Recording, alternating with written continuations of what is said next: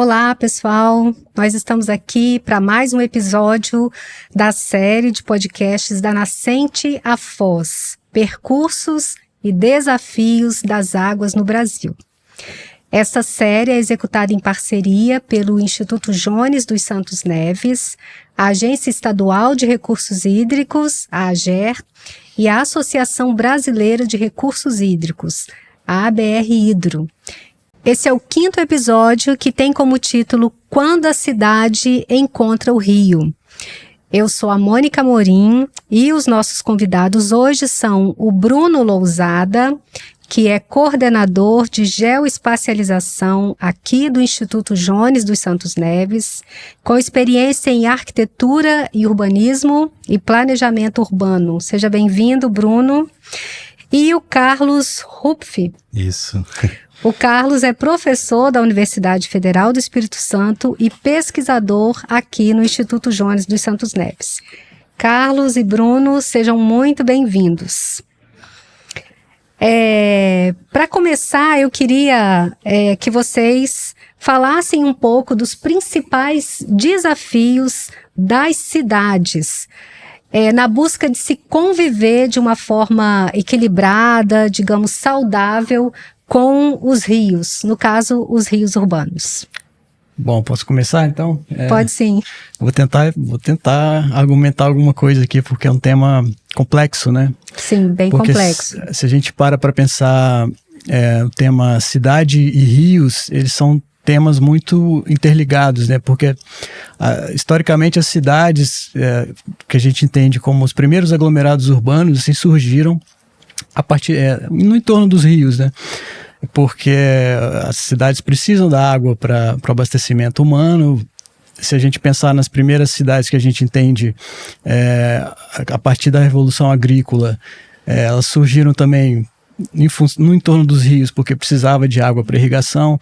Depois, com a Revolução Industrial, né, o processo de industrialização trouxe uma urbanização mais acelerada, e precisava de água também para produção fabril, né, e uma série de coisas assim, tudo a gente precisa de água para viver, né.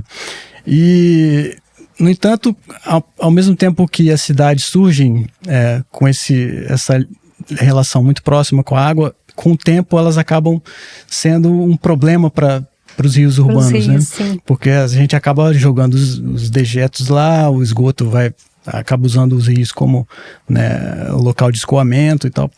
E então, o que em princípio é uma necessidade, né, das cidades para se constituir, para sobreviver, né, e para aumentar a urbanização, ela acaba se transformando num problema, né? A gente acaba interferindo demais nos fluxos naturais das águas e acaba gerando os problemas que a gente vê, né, de as cidades crescerem demasiadamente próxima dos rios, alguns lugares até em cima dos rios, né, ocupando as áreas de várzea, as áreas que eram, né, de absorção das cheias, e a gente tem um problema sério de agora tentar, principalmente com as questões que a gente vê hoje, né, de alterações climáticas e tal, de tentar ter uma convivência mais harmoniosa, né. E aí é difícil dizer qual é a solução, porque a gente tem que tentar trazer de volta uma relação mais de interferir menos no fluxo das águas, né? Interferir menos nessas áreas que são naturalmente para armazenamento de água das cheias, né?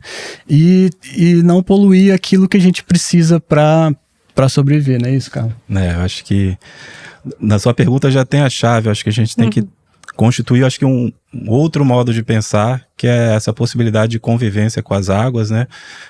Enfim, tanto na cidade quanto nas relações do campo, do cultivo, né? Do estabelecimento, do respeito ao que a gente ainda deixou, né, como resquício do que era justamente toda essa ambiência que a gente pode chamar dessa ambiência fluvial, essa ambiência aquática, que além da materialidade da água, né, é um conjunto de elementos e de ecossistemas que o homem, na verdade, e a cidade, que é um estabelecimento humano, se complementa dentro desse conjunto. Então, se a gente imagina que o rio, né, anteriormente era dotado dessa materialidade que é o corpo hídrico, as suas margens revegetadas, né, essa possibilidade, inclusive, da convivência, do aprendizado, enfim, mais ancestral, acho que está se discutindo muito isso hoje, essa relação das cidades, como foi muito tensionada, a água tida como recurso, né, e não tida como uma possibilidade de uma convivência mais harmoniosa com a natureza. Então a água representa talvez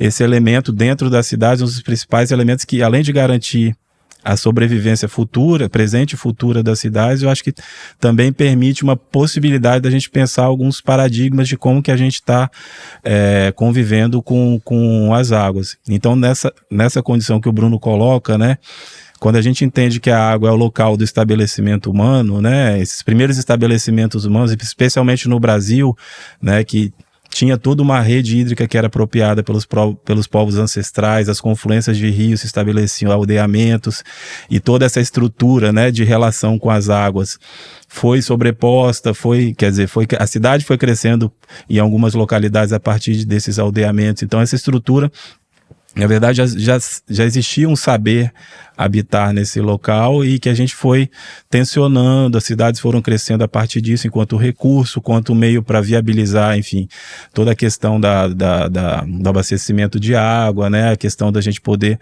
lançar enfim, os dejetos, e a gente tem uma condição que, no tamanho que as cidades se tornaram e da maneira como a gente encara a água como esse recurso que permitiu essa ocupação próxima dela, mas ao mesmo tempo a gente polui, né? A gente degrada todo esse ambiente ao ponto de a gente chegar, né, num dado momento que a maioria dos países, acho que isso também conecta a gente tanto em termos locais quanto em termos globais, né? As cidades mundiais estão revendo essa condição com as mudanças climáticas de como se conviver, e muitas das experiências já têm trazido essa possibilidade da gente retomar um modo de convivência que vai buscar ancestralidade, mas também vai se apropriar da tecnologia. Então, ancestralidade e tecnologia estão muito próximos nesse momento, quando a gente precisa rever a maneira de pensar, né? Entendi, legal, achei muito legal, assim, que o Bruno falou que os rios e as cidades são interligados, né? E achei muito interessante também, Carlos, o que você coloca sobre esse saber, né? Então, a convivência, nesse caso, é algo essencial. E você fala de um saber de povos ancestrais que a gente tem a possibilidade de retomar, e agora com o apoio da tecnologia. Isso. É isso? Isso. É isso. Então, parece algo, assim, muito desafiador, mas algo que é possível de ser feito. Vocês, como profissionais da área, acreditam que isso é possível de ser feito? Sim, acho que sim. A gente tem nosso processo relacionado às águas, né, da nossa civilização ocidental em geral, né? A gente tem essa ideia de dominação da natureza sempre, Sim. né? Então esses projetos de canalização, de como fala, de tamponamento dos rios e tal. Tudo em função de tratar o recurso hídrico, né? Como recurso, né? Recurso hídrico já diz, né? Mas tratar a natureza como recurso e a gente tentar dominar a natureza sempre, né? E enquanto os povos ancestrais, como o Carlão fala, eles têm uma relação mais harmoniosa com a natureza, né? Seria de respeito? Inclusive, algo assim? Eles não colocam a natureza como uma coisa separada, né? Eles, acho que é o Krenak que fala, né? Que nós somos a própria natureza, né? Nós somos parte da natureza para eles, né? Então, acho que tentar aprender com eles a ter essa convivência mais harmoniosa seria importante para a gente, né, nesse sentido, de tentar trabalhar a questão hídrica, mesmo dentro das cidades, que é um tema mais complicado, porque já está muito... já tem um processo histórico aí de dominação, né, de tentar retificar, de fazer canalizações e tal, mas tentar resgatar um pouco dessa convivência mais harmoniosa, né, acho que seria importante nesse sentido, e não tratar os rios como um obstáculo, uma coisa a ser, né, eliminado, um obstáculo a ser eliminado, né? Entendi. Pra gente tentar tratar esses fluxos, aproveitar os fluxos naturais de uma forma mais mais saudável, eu diria. Então, assim, a gente pode dizer que nós estamos no início desse aprendizado, dessa convivência, ou de retomar isso. E a gente tem ainda, né, nas cidades, muitos rios canalizados ou cobertos, né, tamponados, né, como você falou. E por que isso ainda acontece, né? A razão é a gente estarmos ainda no início desse aprendizado, né? Estarmos ainda refletindo sobre isso. Seria essa a razão, Carlos? Eu imagino, acho que é um pouco a mudança de postura realmente em relação a esses corpos hídricos que a gente está tendo que forçosamente tendo que adotar por conta do tensionamento que a gente criou dentro das cidades. Então, toda vez que chove, né, as áreas urbanas alagam, as pessoas estão morando em áreas que estão susceptíveis a risco, né, enfim, risco para a segurança da vida delas, mas ao mesmo tempo estão ocupando essas margens ou essas franjas que possivelmente podiam ser essas áreas, como o Bruno falou, de absorção, né, os nossos manguezais. Então, a evolução urbana e o próprio processo de ocupação em diversas cidades brasileiras, inclusive do mundo, partiu desse pressuposto de que a água é um recurso e que a água é um obstáculo. Então, a gente vê, por exemplo, né, não muito longe de onde a gente está, que uma série de obras de terra, que a gente pode dizer. Então, obras de aterro, obras de retificação, são diques para evitar que o transbordamento e que esse leito maior do rio possa inundar as áreas de ocupação. Então, foram feitas umas sucessivas obras de terra, tanto para ganhar espaço para a cidade, né, esse espaço urbano para que as pessoas pudessem ocupar a partir da técnica, e ao mesmo tempo são obras que vão destituindo esse caráter natural que esses espaços tinham. Então, se a gente impermeabiliza o solo, a gente entende que a maneira como a chuva toca esse chão não é a mesma forma do que quando ela tocava quando tinha uma cobertura vegetal, que tinha uma absorção. E a gente tem que entender também as águas como uma rede de vasos comunicantes. Eu acho que é interessante a gente pensar nisso, que a água ela não cai num ponto e ali cerceia a sua capilaridade. Ela está interligada ou superficialmente, que são os rios ou os canais, que quando estão interligados, ou tem uma rede infra, né, que é uma rede dos lençóis freáticos. Então isso tudo está em comunicação. E quando a gente está numa cidade litorânea ainda, como, enfim, a gente está aqui na Grande Vitória, essa rede também está conectada com o mar, que tem outras variantes, que é variação de amplitude de maré. Então, todas essas questões, drenagem com amplitude de maré, né? Se tem um grande pico de chuva com uma maré cheia, a água não escoa da maneira como deveria ser. Então, acho que isso é um aprendizado que as obras de terra, elas têm que também estar pensando no sentido de que a gente poderia talvez pensar em obras de água, né? Que é de novo capilarizar esse território, de novo permear, de novo revegetar onde for ainda possível, né? Ou criar meios para que sejam revegetadas essas margens, que a gente imagina como um conjunto de elementos que vão permitir, né, que essa rede hídrica, né, que esses elementos possam se conectar. E isso para a cidade é interessante também, porque a gente pode imaginar que essa possibilidade, inclusive de se deslocar pelas águas, né, se a gente imagina que se existe um rio, a gente entende o rio como obstáculo, a gente atravessa de um lado para o outro, constituindo infraestrutura que é uma ponte.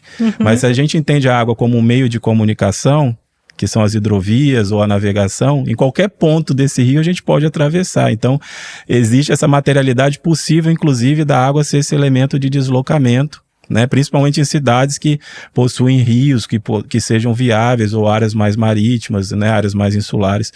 Então, acho que a gente tem que entender como um conjunto de elementos que são essas infraestruturas que estão conectadas, mas a gente tem que entender que isso é potencialmente uma maneira de se pensar diferente da cidade que vai trazer a população novamente para estar próximos da água, né? Então, acho que isso é uma maneira bonita de a gente pensar a cidade, que a gente vai resgatar, imaginar um modo de pensar que é ancestral, mas a gente pode resolver uma série dos nossos problemas pensando essa possibilidade de reaproximar as cidades com as águas, tanto no sentido funcional quanto no sentido de recriar reativar uma memória ou repossibilitar uma ambiência de lazer, de fruição pública nesses espaços próximos das águas. Eu acho que essa é a potência de se pensar a cidade em conjunto com a natureza e a água como um desses elementos a serem potencializados nos projetos, né, nas obras públicas, né, das obras necessárias para resolver as nossas questões. E lembrando que a fala de vocês, assim, me faz lembrar que é uma questão, a gente não está falando de uma questão que é ambiental apenas, né? É uma questão que também é social. Sim. E que também é econômica, né? E que tem, assim, esses 3 fatores aí interligados, afetando diretamente a vida das pessoas. Então, buscar essa convivência mais harmoniosa, como vocês falaram, é um caminho que vai ser importante, né, e que vai trazer benefício para todos. Sim, de fato, assim, é interessante que você coloca a questão social, porque eu lembro de um projeto que a gente trabalhou aqui, que foi a rede de parques metropolitanos, né? Que a gente pensava numa rede de espaços verdes conectados, inclusive pelos corpos hídricos que cortam a região metropolitana de Vitória. E se a gente olhar, quando a gente fazia análise, né, dos lugares onde passam esses corpos hídricos hoje, são áreas muito densamente ocupadas e, em geral, com uma ausência de espaços públicos, né? E áreas de contemplação ou áreas para possível prática esportiva, de lazer, comunidades carentes, né, que você poderia tratar esses corpos hídricos como parques lineares ou coisas do tipo que pudessem a própria comunidade usufruir desses espaços, né? Então é muito importante isso da questão social, né, relacionada, e são em geral as comunidades que mais sofrem com porque estão em áreas de risco em geral, né? São áreas de risco de inundação por onde passam esses rios, né? E o que a gente está colocando aqui, agora eu lembrei que essa semana faleceu o arquiteto chinês, como chama? Kong Jianyou, que é um difícil arquiteto lembrar, né? Difícil falar, talvez. Que propôs a ideia da cidade esponja, né? Fala um pouquinho, Bruno, a cidade esponja é um pouco isso que a gente está falando, né? E entra numa questão mais ampla também, que se chama das soluções baseadas na natureza, né? Mas cidades esponjas são uma forma ele falava que não dá para lutar contra a água, né? Então vamos aproveitar os próprios fluxos naturais, o que a água, os rios oferecem, para tratar essas questões, né? Das áreas de risco, das áreas de inundação. Então ele propunha criar espaços que pudessem absorver as cheias, né? Então trabalhar as próprias áreas naturais de absorção dos eventos extremos que cada vez a gente tem visto, né?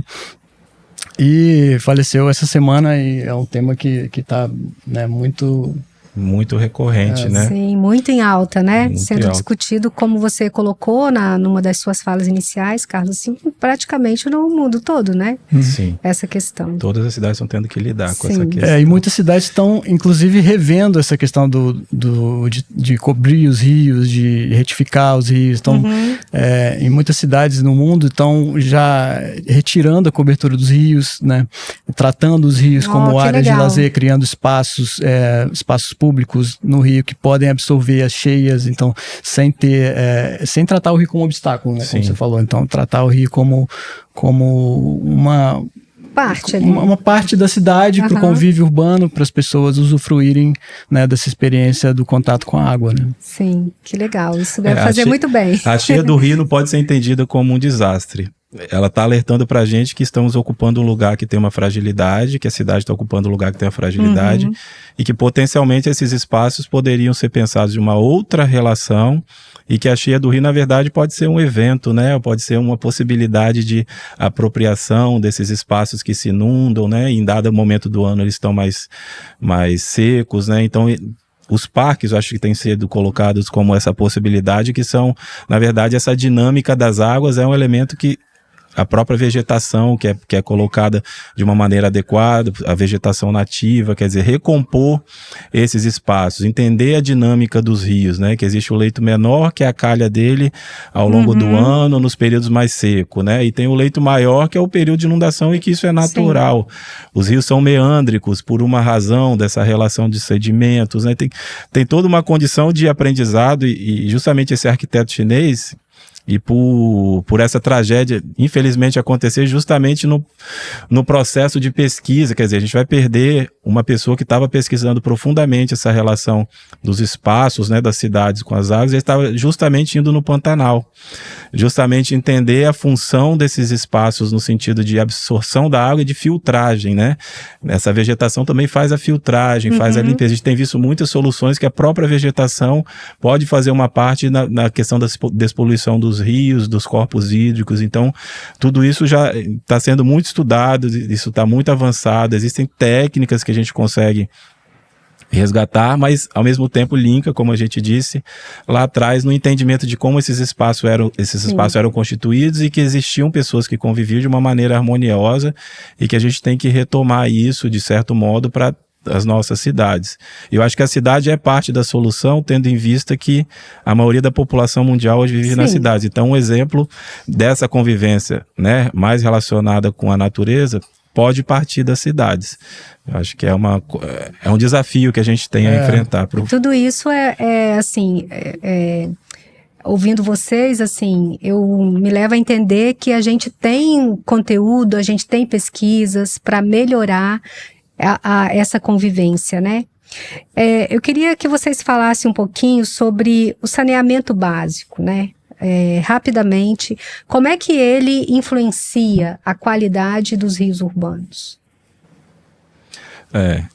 Eu acho que é uma abordagem necessária. A gente estava falando das regiões de fragilidade ambiental. Eu acho que isso tem que ser um projeto para ser incorporado, né, tanto em termos locais quanto numa escala, né, nacional, das pessoas terem acesso ao saneamento, como já se diz, básico, né? Sim. E aí, num conceito mais amplo, né, a gente pode entender o saneamento ambiental, que não é só a questão do tratamento do esgoto, mas a questão de onde a gente vai buscar água, que é do abastecimento, discutir a drenagem urbana, quer dizer, essas águas quando caem, que tipo de soluções vão ser adotadas por conta das soluções que vão ser adotadas, deixando mais espaços para a água percolar, ou criando redes, né? Os canais, eles podem ser uma solução desde que pensados em conjunto, né, entendendo isso como uma rede possível, enfim, em dados locais a gente não vai conseguir renaturalizar os rios, mas esses canais eles podem ser pensados de uma maneira, num desenho urbano que também tem essas margens, tem esses parques ao longo. E uma discussão importante também é dos resíduos sólidos, né? Acho que a gente tem que também incorporar a discussão dos resíduos sólidos, que nas chuvas, né, tudo aquilo que a gente deixa superficialmente, né, o lixo vai todo para os rios. Para os rios. Então isso, na verdade, é uma cadeia da própria existência da cidade que a gente tem que entender num contexto mais amplo. Né? Eu acho que a falta de saneamento é o principal responsável por a gente tratar os rios urbanos dessa forma, né? E que depois eles acabam sendo estigmatizados, né? Ficam rios passando ali pelas áreas urbanizadas, rios mortos, né, poluídos. Então, acho que o tratamento, né, e o saneamento básico universal, ele tem essa função de resgatar a qualidade da água para a gente poder resgatar os rios para a nossa convivência, né? Agora, eu ia falar de outra questão que a gente também não... É muito importante a gente tratar dessas questões de renaturalização e aprender, né, com experiências dos povos ancestrais, mas a gente já ocupou de tal forma, né, o entorno dos rios urbanos que a gente também não pode prescindir de investimentos em infraestruturas, né, para minimizar e adaptar as cidades para os eventos extremos que a gente tem. Então, tem o caso de Mimoso, por exemplo, né, que precisa ter um investimento em infraestruturas lá de barragens para conter, né, futuras cheias. Então, a gente tem que tratar dessa questão também, né. Então, investimentos em infraestruturas são importantes também para adaptar e mitigar esses eventos que a gente tem visto, né. Então, assim, não tem solução receita, não tem uma receita pronta. A gente tem que atacar das duas formas, né? Nas cidades que já estão constituídas, assim, não tem como remover as cidades dali, então a gente tem que investir, né, em obras de infraestrutura para absorver as cheias e tal. Aí pode ser um investimento conjunto, né, grandes infraestruturas com essas infraestruturas menores, né, mas ao mesmo tempo, onde é possível, a gente pode resgatar, né, essas soluções baseadas na natureza, né, aproveitar o que o próprio rio oferece, né, na sua, né, essa constituição dos corpos hídricos, da forma como você coloca como sistema, né, integrado. Eu acho que a gente pensar os rios, né, impactados como estão, e que a gente precisa usar da técnica para resolver determinadas questões, é quase como que recompor essas margens. A gente imagina isso como uma infraestrutura que precisa ser pensada e desenhada. Então, se a gente imagina que os parques, as áreas de recomposição florestal, são áreas que precisam potencialmente serem renaturalizadas ou que tragam uma possibilidade de convivência das cidades com as águas, né?